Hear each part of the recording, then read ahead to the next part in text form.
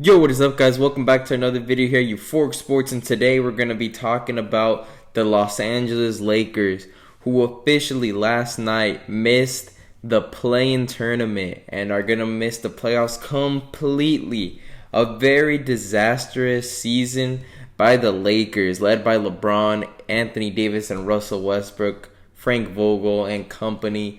You know, this team before the season was supposed to be one of the best teams in the league and was supposed to make a deep run in the playoffs, and right now they just missed the playoffs. Now, after last night's loss to the Phoenix Suns, the Lakers just look terrible again with Russell Westbrook and Anthony Davis playing, no LeBron James due to an ankle injury, and yeah, they ended up losing to one of the best teams in the league, the Phoenix Suns. Got to give that team credit, but now let's get into what went wrong with the Los Angeles Lakers. They went from a top 4 team in the West to not even a top 10 team in the West. Well, I believe it all started in the offseason. Yes, the offseason. The Los Angeles Lakers were looking to move on from Kyle Kuzma, Montrezl Harrell, and to package him for another player, a third star, or maybe some role players. And a package that was very popular and was looking like it was going to end up happening was a trade where the Lakers would end up receiving Buddy Hield and maybe Marvin Bagley or others. So with this trade not happening, the Lakers ended up trading these players and some picks, the remaining picks, for Russell Westbrook, who ended up being one of the worst decisions of Laker history. Absolutely just was not a good fit or a good match. Russell Westbrook has never had as much backlash as he has had this year in the Los Angeles Lakers, where he has been taking all the criticism to heart with the Russell Westbrook phrases that they're using towards him. Well, he has had enough in the media as well. And you know, Russell Westbrook and the Lakers just hasn't worked out, and you just got to expect that he will not be a Laker next year. But right there, that was poor management. Not going for Buddy Hield, the shooter, who's a really good shooter from 3, one of the best in the league, and instead getting Russell Westbrook, who is known to be inefficient from the field. He's really good at getting rebounds and assists, but turnovers he's good at as well. But shooting isn't his thing. He's good at driving in, but you need to pair up LeBron with shooters. You get rid of these guys, Kuzma, Montrezl Harrell, who are having an excellent season in Washington. Now, they didn't do much, but not only that, they gave away the remaining picks. Yes, the remaining picks. I think Washington completely fleeced them, but that was poor management. And then another poor management decision was DeRozan did want to sign with the Lakers, according to Magic Johnson and other reports, saying that DeRozan wanted to be in the Lakers, but ultimately was not signed by them because they chose Russell Westbrook over him.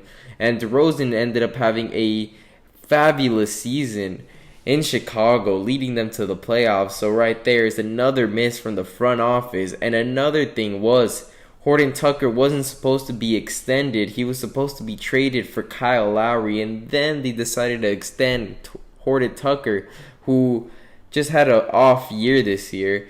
Maybe he can do something, but I don't think so. And now, by extending Tucker and getting Russell Westbrook, you just completely immobilize your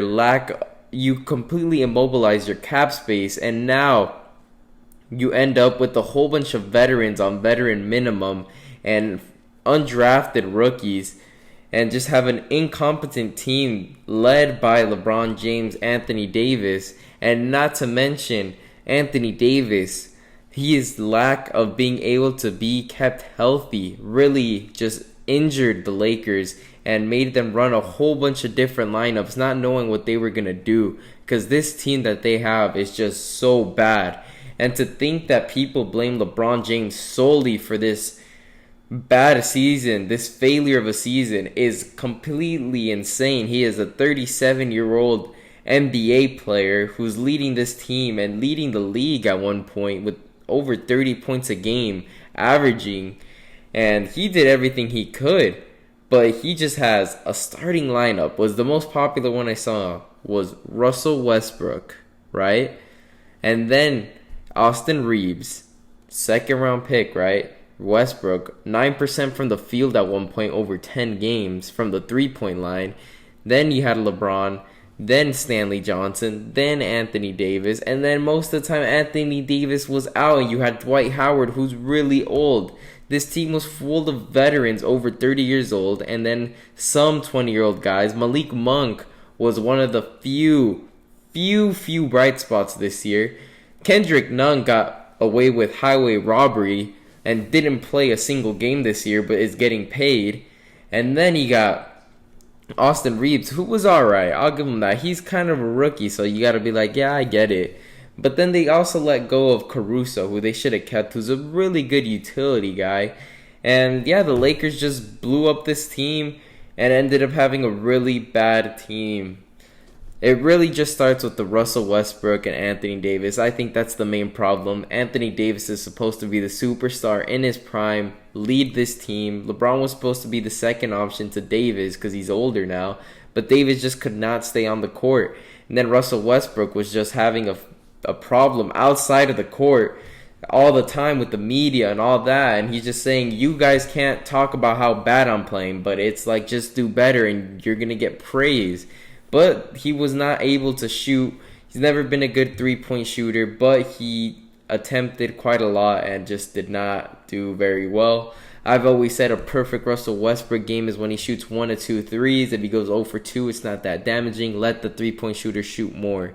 But sometimes Westbrook is shooting 7, 8 threes and hitting 1 or 2. And that is inefficient that's pretty inefficient. And you rather have your three-point shooter just shoot the ball once or twice more than Russell Westbrook. And it's just unbelievable that the worst thing about it is LeBron James gets all the hate for it. I believe the blame should go to the front office, not LeBron James. LeBron James did everything he could. And people do say he does influence a lot of these decisions, but that's not his job. At the end of the day, the front office is the people who make the final decision. Yes, you go and ask LeBron, what do you think? But his say should not be the final say. So it's pretty incompetent that these guys could not do their job right and relied on LeBron James' say. He is an NBA player and he should keep doing NBA player stuff on the court, not off the court, because he is getting paid to play the game, not decide who's on the team. Yes, he should get a say and an opinion, but doesn't mean it's the final say. So you can't blame LeBron. It is all on the front office and some of the players who could not stay healthy. Now next year, the Lakers, we'll see if they keep LeBron. LeBron is still under contract and Westbrook, but you're definitely going to have to reshuffle your players there and try to make a competent, competing team, because you don't have any first round picks for a very long time, and the best thing you can do is try to win now because you got no picks to be tanking for. So the Lakers, next year's probably your last year of competing. After that, you're going to be on the bottom of the barrel once again, and I don't feel bad at all. Yep, but anyways, leave a comment down below. Who do you think is to blame for the Lakers' really bad season? And please like and subscribe for more, and thank you guys for watching.